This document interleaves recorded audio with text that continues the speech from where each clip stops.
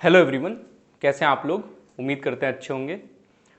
मैं आज आपको RRB, NTPC, SSC, CGL, CHSL या कोई भी वनडे एग्ज़ाम आप दे रहे हैं उसमें जो हिस्ट्री के इम्पॉर्टेंट टॉपिक होते हैं जहां से सवाल लगभग 80% आते हैं उन टॉपिक के बारे में बताऊंगा। मैं ज़्यादा टाइम आपका वेस्ट नहीं करूंगा, तो हम सीधे टॉपिक पे चलते हैं कि इतिहास या हिस्ट्री कहाँ से पूछा जाता है।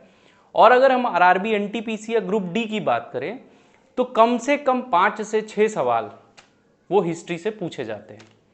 सबसे ज़्यादा मॉडर्न हिस्ट्री से सवाल पूछे जाते हैं। तो मैं आपको जो जो टॉपिक बताऊंगा अंत में मैं आपको स्क्रीन पर सारे टॉपिक का लिखूंगा, उसको आप जो है स्क्रीनशॉट ले लीजिएगा। तो मैं जितने भी टॉपिक बताऊंगा उसको आरआरबी, एनटीपीसी या ग्रुप डी के लिए आपको ज़्यादा डिटेल में नहीं पढ़ना है, आप थोड़ा बहुत उसके बारे में पढ़िए। जैसे कब हुआ, उस समय कौन क्या था, ठीक है, उससे रिलेटेड जितनी घटनाएं हैं। उसके बाद प्रीवियस ईयर दीजिए और मॉक दीजिए, जो क्वेश्चन आते हैं आपको फंसते हैं वो देखिए, ठीक है। तो चलते हैं, शुरू करते हैं। सबसे पहले मैं प्राचीन भारत की बात करूं तो अपने प्राचीन भारत में जो सबसे ज्यादा पूछा जाता है वो है सिंधु घाटी सभ्यता, जिसको हम इंडस वैली सिविलाइजेशन बोलते हैं। और इसमें सबसे ज्यादा क्या पूछा जाता है कि कौन सी चीज कहां पे मिली, जैसे वो स्नानागार, बृहद स्नानागार कहां पे मिला। आजकल सवाल पूछा जाने लगा है सिंधु घाटी सभ्यता की मुख्य विशेषता क्या थी। तो इसको आप पढ़िए और कहीं से 100-150 क्वेश्चन जो है इसकी सीरीज हो, जो प्रीवियस ईयर हो, उसको सॉल्व कर लीजिए, आपका काम हो जाएगा। बहुत इंपॉर्टेंट है सिंधु घाटी सभ्यता, इंडस वैली सिविलाइजेशन। उसके बाद हम लोग बात करें तो वैदिक सभ्यता। वैदिक सभ्यता में आपको ज्यादा कुछ नहीं पढ़ना है, आप वेदों के बारे में पढ़ लीजिए। वेद, कितने वेद हैं, कौन सा सबसे पुराना वेद है, वेदों को पढ़ने वाले या उसका उच्चारण करने वाले लोगों को क्या कहते हैं, और ऋग्वेद में एक दो जो है इंपॉर्टेंट है कि गायत्री मंत्र कहाँ से है, ये सब आप पढ़ लीजिए, ठीक है। जादू टोना वाला वेद कौन सा है, सबसे पुराना वेद, सबसे नया वेद कौन सा है, तो ये पढ़ लीजिए और इससे ज़्यादा पढ़ने का कोई काम नहीं है। उसके बाद जहाँ से प्रश्न आते हैं जैन धर्म और बौद्ध धर्म, तो ये तीसरा टॉपिक हो गया। जैन धर्म और बौद्ध धर्म को आपको अच्छे से पढ़ना है, ठीक है ना, कि बौद्ध महात्मा जो महावीर स्वामी थे उनको, उनके बारे में पढ़ लीजिए, ठीक है ना। गौतम बुद्ध जी के बारे में पढ़ लीजिए, बहुत इंपॉर्टेंट है। उसके बाद आप मौर्य काल के बारे में पढ़िए। मौर्य काल में आप चंद्रगुप्त मौर्य जी को पढ़िए, उनके शासनकाल के बारे में पढ़िए, अशोक के बारे में पढ़िए, ये दो बहुत इंपॉर्टेंट है। अशोक के शिलालेख, युद्ध कौन कौन से थे, वो सब पढ़िए, ठीक है। मौर्य काल के बाद आप गुप्त काल को पढ़िए। गुप्त काल बहुत इंपॉर्टेंट है, इसको भारत का स्वर्ण युग कहा जाता है। गुप्त काल में समुद्रगुप्त के बारे में पढ़िए, ठीक है ना, ये पढ़िए। और महाजनपद जितने थे उसके बारे में पढ़ लीजिए। उसके बाद आपको और क्या पढ़ना है, जब आप गुप्त काल पढ़ रहे हैं तो उनके इंपॉर्टेंट, मान लीजिए दरबार में कोई कवि रहते हों, कोई चिकित्सक हो उस समय, जैसे मिहिर हो गए, इन सब के बारे में थोड़ा बहुत पढ़िए। और इनसे रिलेटेड जो प्रीवियस ईयर क्वेश्चंस होते हैं 100-150 किसी पुस्तक में मिल जाए आपको, तो उसका प्रैक्टिस कर लीजिए, बस आपका काम हो जाएगा, ठीक है। अब हम बात करते हैं मिडिवल हिस्ट्री की, मध्यकालीन भारत। यहां से भी क्वेश्चन आते हैं और सबसे इंपॉर्टेंट कहां से आते हैं, मोहम्मद गोरी को पढ़ लीजिए थोड़ा बहुत, कि मोहम्मद गोरी क्या था, कब उसके युद्ध क्या हुए, उसने आक्रमण कहां कहां किया। उसके बाद आपको पढ़ना है वंश, जो बहुत सारे वंश बने, गुलाम वंश, खिलजी वंश, सैयद वंश, उनके बारे में पढ़िए कि उनके संस्थापक कौन थे, रजिया सुल्तान कौन थी, इन सब के बारे में थोड़ा बहुत पढ़ लीजिए, ठीक है। उसके बाद अंतिम वंश कौन था, उस वंश के शासक कौन थे, इब्राहिम लोदी कौन था, इब्राहिम लोदी के जो बीच में युद्ध हुए, इन सब चीज़ों को पढ़िए, ये इंपॉर्टेंट है। इसके आप 2 से 3 पेज का नोट्स बना लीजिए दिल्ली सल्तनत का। उसके बाद आप इस समय मराठा साम्राज्य के बारे में जरूर पढ़िए, क्योंकि इस समय थोड़ा मराठा साम्राज्य को ज़्यादा हाईलाइट किया जा रहा है, तो उससे सवाल बनने के चांसेस हैं। उसके बाद आप दिल्ली सल्तनत पढ़िए। दिल्ली सल्तनत में आप ऊपर ऊपर पढ़िए, लेकिन इन 3 व्यक्तियों के बारे में अच्छे से पढ़िए, जैसे अकबर हो गए, शाहजहां हो गए, और औरंगजेब के बारे में अच्छे से पढ़ लीजिए। इनके द्वारा जो मॉन्यूमेंट्स बनवाए गए, जो कलाकृतियाँ हुई, जो शहर बसाए गए, जो मनसबदारी अकबर के समय में आया, उसने जो गैर मुस्लिमों पर कर समाप्त किया, इन सब से क्वेश्चन आते हैं। इसको पढ़ना है, साथ साथ क्वेश्चन भी करना है, तब आपको कॉन्फिडेंस आएगा। और उस क्वेश्चन को बार बार करिए, ठीक है। घटना चक्र से कर सकते हैं तब भी आप कर लीजिए, क्योंकि उसमें एक ही क्वेश्चन को बार बार दिया जाता है और उसके बहुत अच्छे जो है एक्सप्लेनेशन दिए जाते हैं। तो ये बात हो गई मिडिवल हिस्ट्री की। अब हम बात करते हैं कौन सी, आधुनिक भारत की, जो सबसे इंपॉर्टेंट है। मतलब 75%, 70 से 75% इतिहास के यहीं से पूछे जाते हैं। तो कहां से आप शुरू करेंगे? आप शुरू करिए 1857 की क्रांति से। उसके कारण क्या थे, और उसमें जो सबसे इंपॉर्टेंट होता है कि कौन सा नेता, कौन सा लीडर कहां से 1857 की क्रांति में भाग लिया था। ठीक है ना, किस, उसका डेट भी इंपॉर्टेंट है। मंगल पांडे ने कब, अब जो है जिसको मारा था जनरल को, उसको कब मारा था।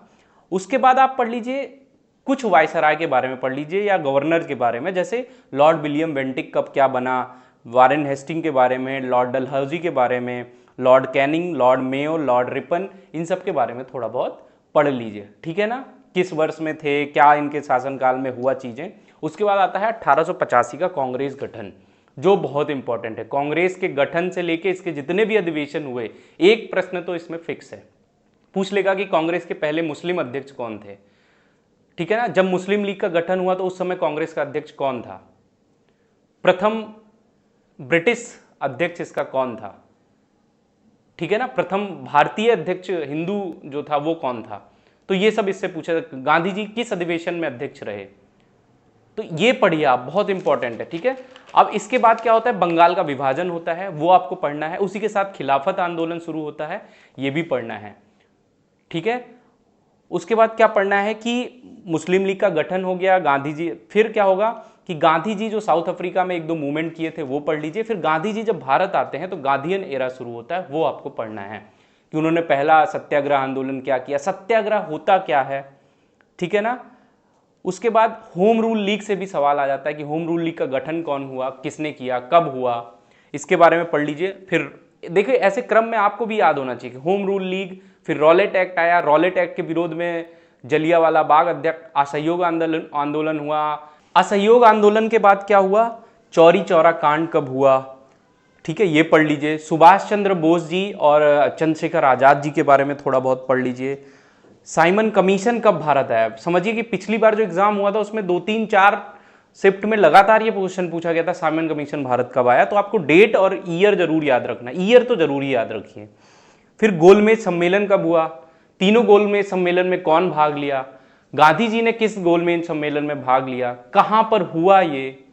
ठीक है, नमक सत्याग्रह क्या हुआ। आजकल सवाल पूछा जा रहा है गांधी जी कितने लोगों के साथ यात्रा उन्होंने की थी, कितने किलोमीटर की यात्रा की थी, किस डेट को उन्होंने जो है नमक का कानून तोड़कर सत्याग्रह किया। उसके बाद पूना समझौता पढ़ लीजिए। ठीक है, फिर क्रिप्स मिशन पढ़िए, क्रिप्स मिशन क्या है, भारत कब आया, क्या होता है, उसके साथ कौन कौन उसके उसमें मेंबर थे। भारत छोड़ो आंदोलन पढ़िए, ठीक है, डिटेल में पढ़िए। उसके बाद शिमला समझौता हुआ, कैबिनेट मिशन हुआ, और अंत में माउंटबेटन योजना आई।